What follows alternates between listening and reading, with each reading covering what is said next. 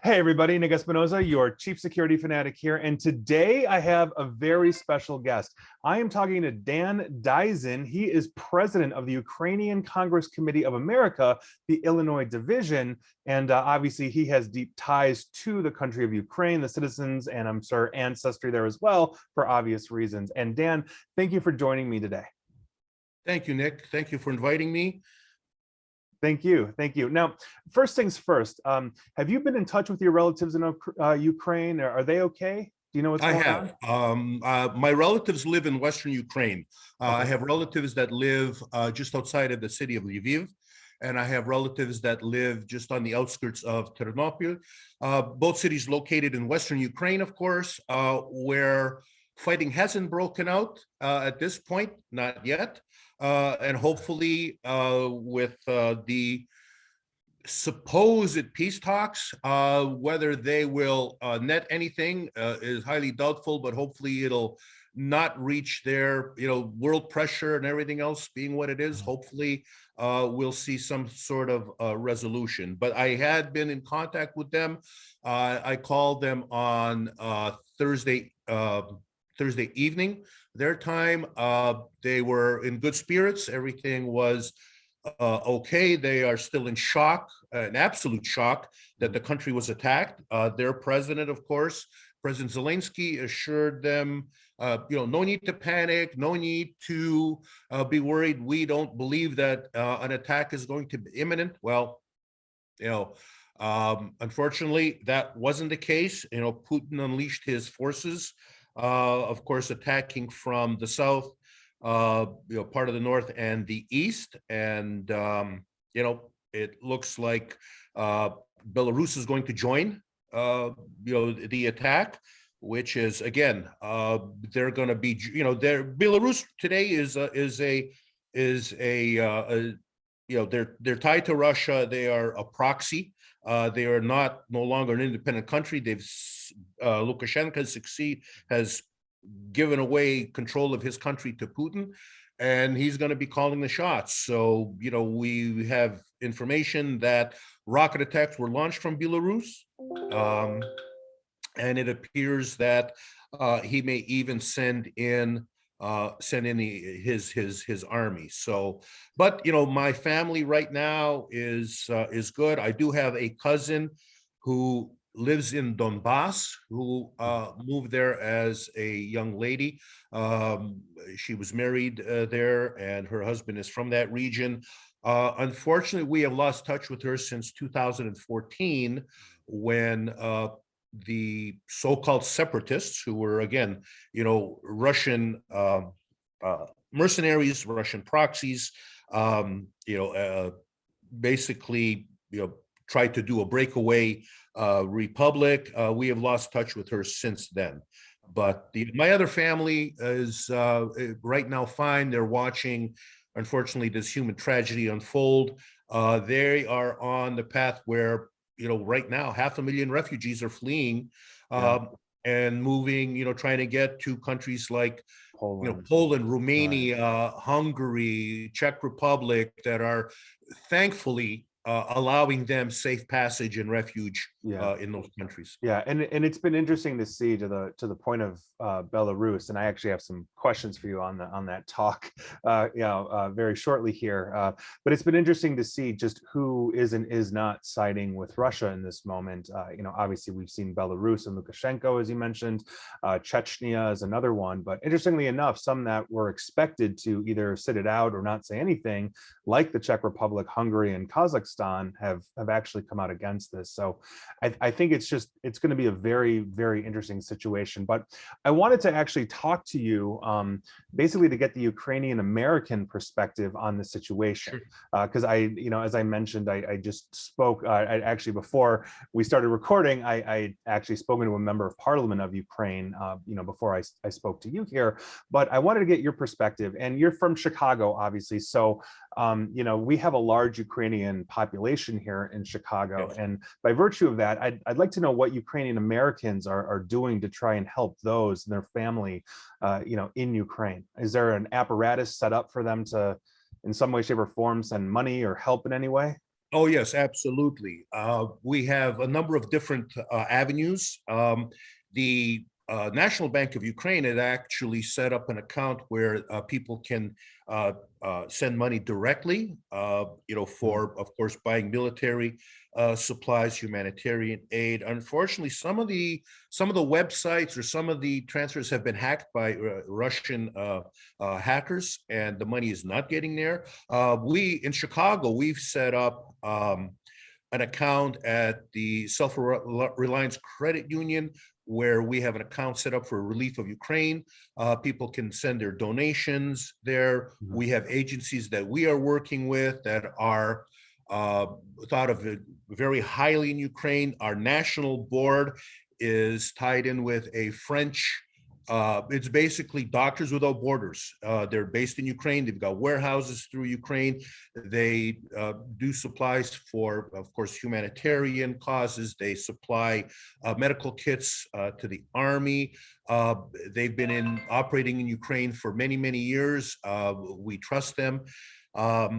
So we're looking to do that. Yesterday at our rally, Congressman Quigley had said that he was going back to DC, and they're going to be introducing a TPS request, temporary protective status request for Ukrainians to come into the country. Unfortunately, a lot of times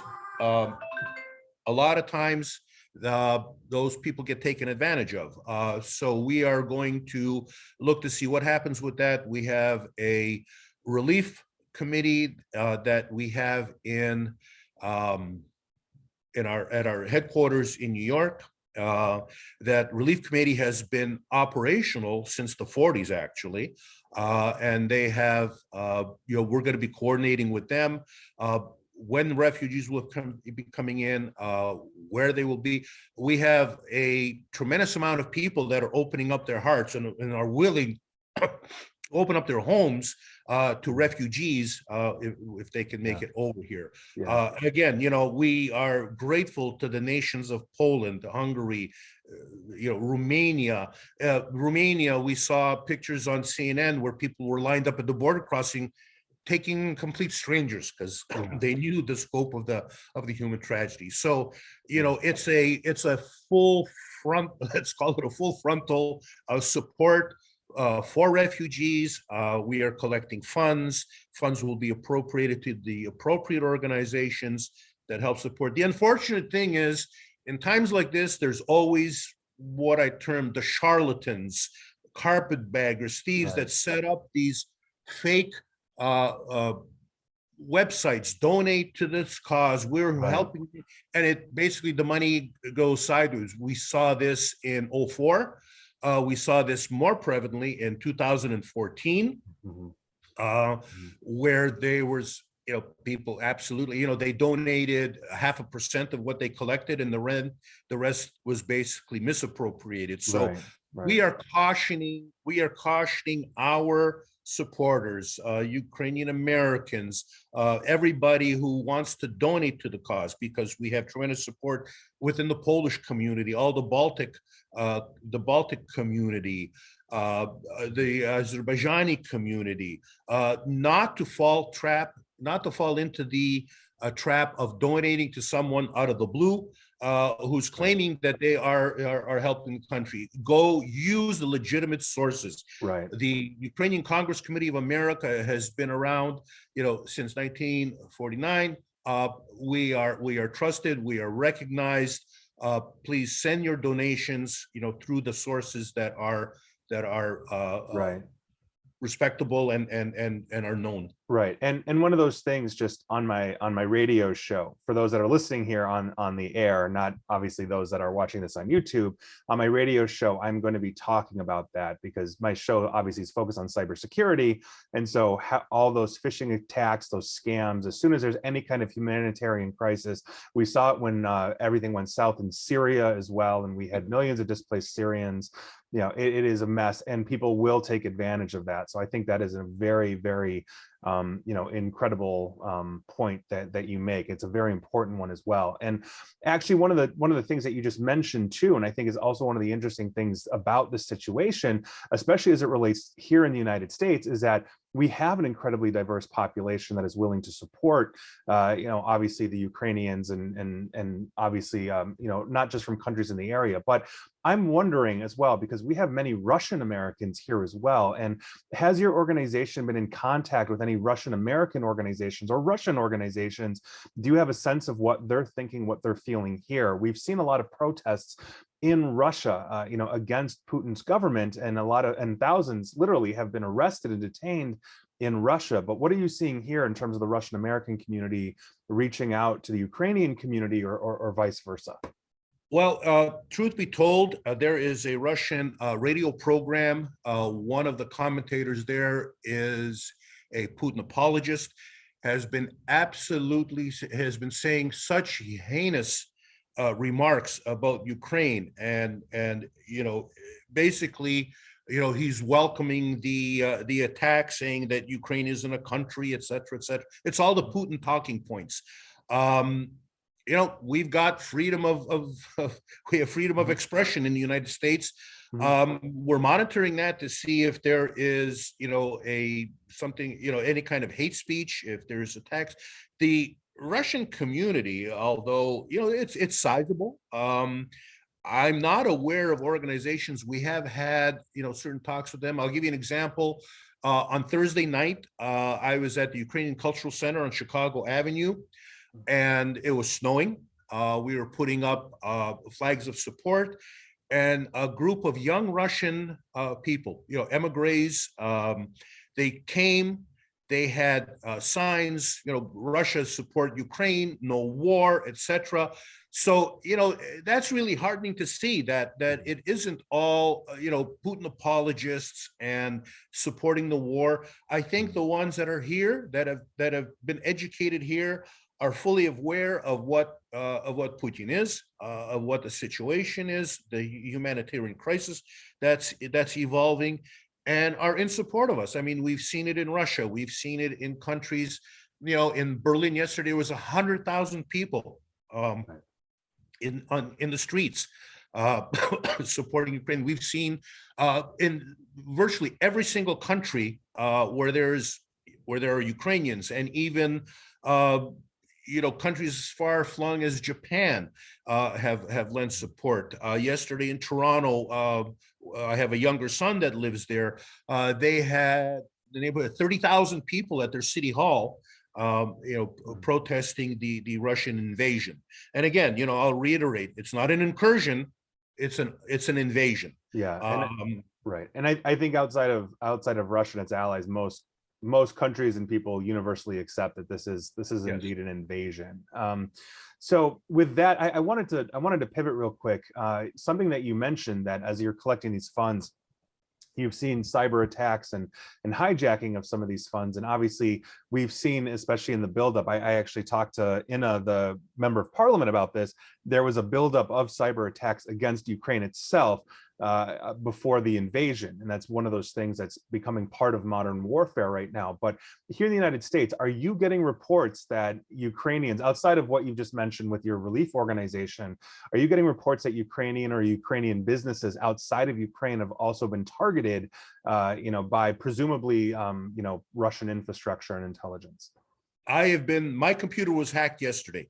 I had to do a quick turnaround. I had a service that came in, cleaned it up. I had 532 attempts to get into my system. Of course, I am somewhat of a public figure. I've spoken out at different rallies. So they've been hacked. The group, it's called, in Ukrainian, it's called Razum, which translates to together. They're activists. They have had their accounts hacked. We're not aware of any businesses here, but my son works for a bank in Canada. He said that they have tried to hack their system. One of the other Ukrainian-based credit unions had their system go down. They were They were down for about 12 hours. They managed to get their system back. So yes, attacks are happening. Computers are being hacked across all networks, not just in Ukraine, not just in the Ministry of Defense, foreign, banks, etc. This is happening. This is happening everywhere. The tech guys that I was on the phone with yesterday said they could tell where it was all generated from. He says all of the attacks on your computer are being generated from Russia. So, their hackers are active. They are making every attempt to crash computers, get into systems, and conversely, we have Ukrainian hackers that are doing the same thing to them. They're flooding their websites with all sorts of other things that, they're doing everything that they can, as countermeasures, basically. And that's something that we've seen. So like the hacking collective Anonymous said, we're going to basically be going after Russia and all of that. And Russian state TV was actually hacked to start playing the Ukrainian national anthem, across Russia, which was amusing. And I actually talked to Inna about that, and she had mentioned that, well, that's great, and it's that's a happy thing to see. Basically, if anybody is listening, essentially, please hack and put the body count right now of Russia. Let Russia's citizens see, that we have 5,000 plus killed, or that the Ukrainians, have killed 5,000 plus Russians, in this conflict, which is a very heavy casualty number for them, not to mention just all of the other statistics and all of that, humanize the war as best you can against, the government. And so, and I think that's just something that's rather important. And I'm also curious to know, do you have contact with other Ukrainians outside of both America and Ukraine? Just either organizationally or individually here, like are various Ukrainian organizations coordinating efforts globally in some way, or is it just everybody's just focused on Ukraine right now? Well, we have the Ukraine Congress Committee of America. We are one of the founding members of the World Congress of Ukrainians. The World Congress of Ukrainians is the coordinating body for all organizations across the globe. So we have member organizations in, of course, United States, Canada, Britain, Germany, Spain, virtually every European country. In addition, we have members that are in countries like Dubai, where actually a fairly large contingent of Ukrainians work in the oil sector. So we've got them in Dubai, and we had Ukrainians that came to our last Congress from Hong Kong. So there, we have citizens virtually in every country. The World Congress of Ukrainians is coordinating a lot of these actions, a lot of the humanitarian aid. They are helping the Ukrainian government with taking Russia to the European Court of Human Rights for human rights violations. A lot of us have seen, and I'm sure a lot of your viewers have seen, something that was absolutely horrific. A tank swerved in the roadway and crushed the car and then backed right over it. And thankfully, by God's grace, the person was alive. He was extricated out of that. I couldn't believe it. Think of what they're doing. I mean, they're shelling. They said, oh, we're only going to be targeting military installations. That's a blatant lie. They have targeted orphanages, kindergartens. The other day, they targeted a children's cancer hospital, of all things. I mean, this is just beyond the pale of accepted human behavior. I understand, okay, if you're going to target military, then target military. If that's but their objective is not to target military. Their objective is to demoralize Ukraine, demoralize the population so that they sue for peace and capitulate. And they've run into some just incredible resistance. The Ukrainian army has performed incredibly, and they have extracted a very high price. Russian media did not admit to any casualties until this morning. They said, "Oh, we have had none killed," which is an absolute blatant lie. They've had soldiers deserting. They've had soldiers surrendering. They've had in excess of my last count was in excess of 4,500 that were actually killed. So in a this morning, around 6 a.m. Chicago time, 2 p.m. Kyiv time, mentioned that their estimates are over 5,000 now. That they have actually, that the Ukrainians have defense forces have killed over 5,000 Russian troops, as well as countless tanks and armored personnel carriers and all that kind of stuff. So I mean, we're seeing reports, and obviously there's the fog of war, right? So it's very difficult to verify things. Oh, absolutely. I did see pictures of a kindergarten, for example, blown out. You can see the soccer balls and the paintings for the children, and there's big gaping holes. It's just terrifying. It really is. And so with that, I mean, I think part of one of the lifelines that Ukraine has is its ability to get to the internet.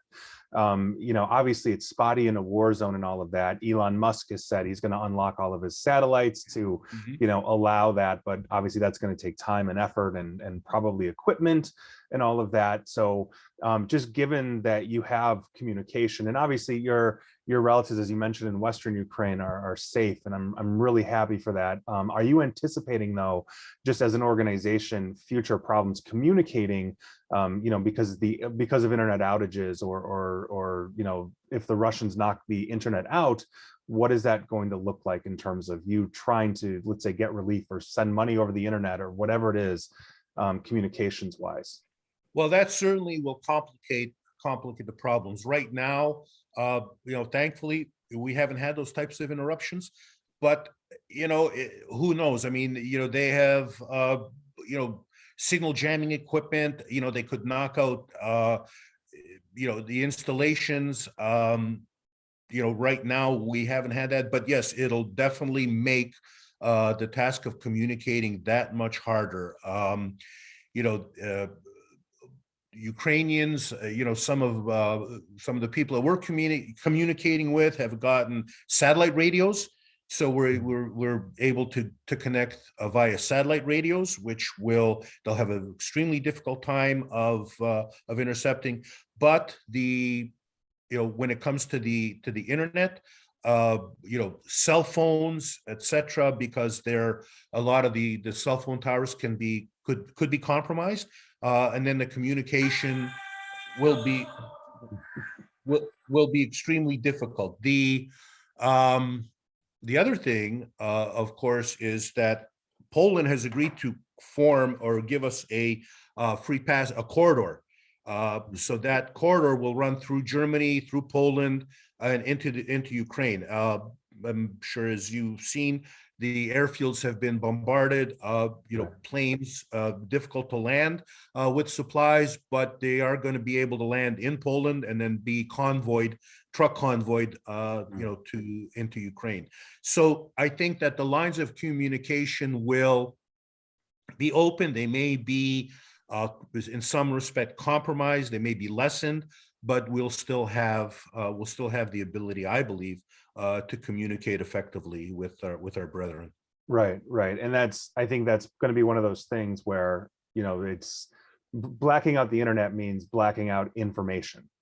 And that is something that I think is going to be, deeply concerning, in this, especially if, things start to go south. But I want to pivot real quick, because as you mentioned before at the beginning of this interview, right now, Ukraine and Russia are literally on the Belarus border having talks. What do you think is going to happen? What do you think, is going to be the end result of that? Do you think that President Zelensky and the Ukrainian government can take Putin or the Putin government at their word in this situation, just given everything that's going on?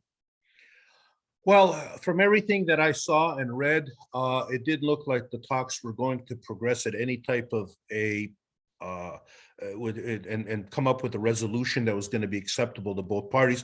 Putin stated categorically he wants the Ukrainian military to lay down their arms.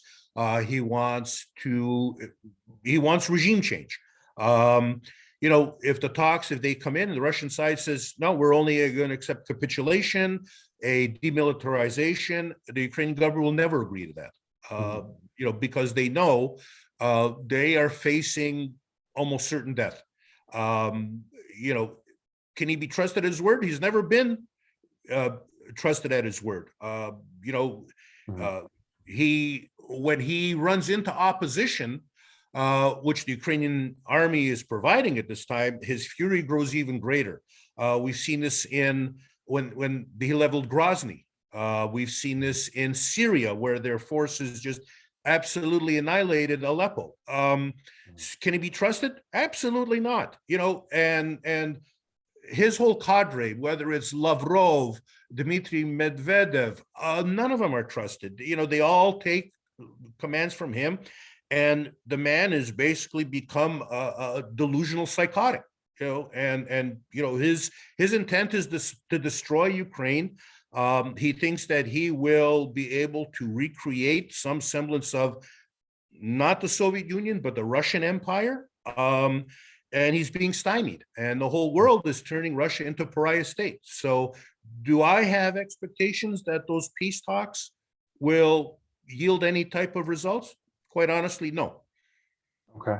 All right. And I mean, that's fair, just given the situation, you know, and obviously what looks like the end goal for the Russian government and Vladimir Putin here, which I think, as you say, you know, is conquest of Ukraine. And by virtue of that, if Kyiv unfortunately falls, and I know that the Ukrainian Defense Forces have been just dug in and fiercely fighting. I mean, I think the world has just been beyond impressed, you know, what they're doing without extra manpower, you know, from allies Right. like Germany and the United States. What do you think will happen to Ukraine and the citizens therein if Kyiv falls? I mean, are we going to see things like guerrilla resistance emerge? Do you ever foresee? Absolutely. You don't foresee basically the Ukrainian people bending to the will of Russia in the long term? No, absolutely not. The Ukrainians have run a partisan army in the 40s that fought both Nazi Germany and the Red Army, and they're going to do it again. Keep in mind that we have a lot of veterans. The veterans have been able to purchase arms. The Ukrainian government has given out arms. Every region has formed what they're calling self-defense units. So, you know, if KU falls, and it could, I'm not saying that we, you know, if he unleashes the type of bombs, the thermobaric bombs that he has, which is the we've seen the devastation that they've caused in the Middle East.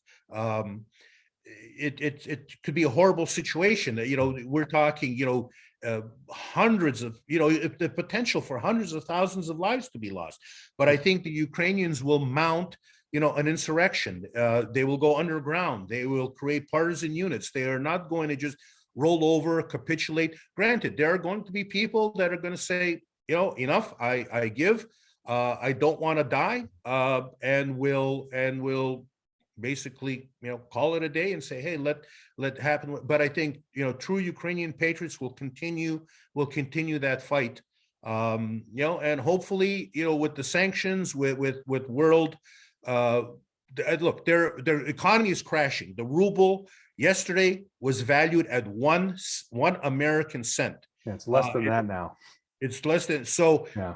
So, you know, how long are the Russians going to be able to sustain the fight if they're excluded from SWIFT? They can't collect their money. They can't trade goods.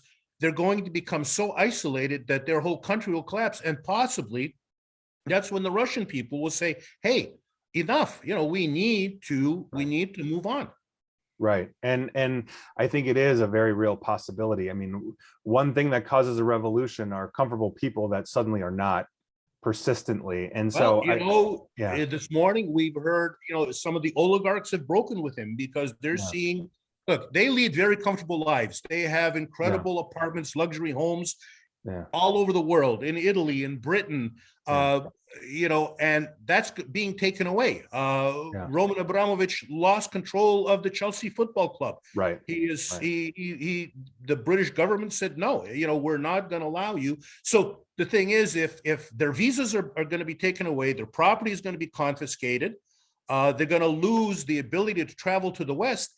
You think that they're going to go back to Russia and say, yeah, you know, Vladimir, you know, Right. keep it up. You know, they Right. don't want to lose that status. They don't want to lose their property. They've They're too comfortable. They've gotten used to Right. the West.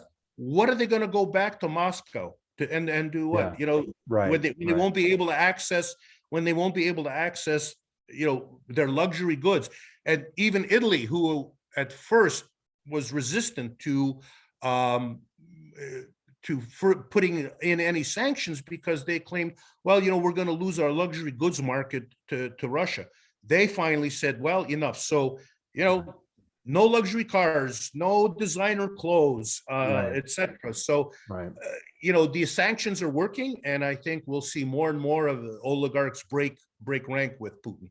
Right. And I mean, and that seems to be the case. And as we were looking at this, I remember seeing a video of one of those Russian oligarchs actually breaking down and crying because Italy took away his villa. And that is something right. That was one of the reporters on RT. Yeah. Yeah. Yeah. And so and that he was said he could not believe that he lost his villa in Italy. Well, yeah. boo-hoo. Yeah. People are losing their lives. Right, exactly. And so I think it's just an interesting position that I think we're going to see Russia in, I think in the next, few months or so, as they recover from hopefully being ejected from Ukraine. I'm not going to lie. I am not a fan, obviously, of war of any kind, and especially aggression like this. But with that, I mean, most people are not. And I think that's to the benefit of humans everywhere. So with that, thank you for your time. If people want to get in contact with the Ukrainian Congress Committee of America or your relief organization, how can they get a hold of you? UCCAIllinois.org. Okay, great. And Dan Diaczun, thank you very much for your time. I really appreciate it, and good luck to Ukraine. Thank you, Nick. We appreciate your support. Thank you. All right.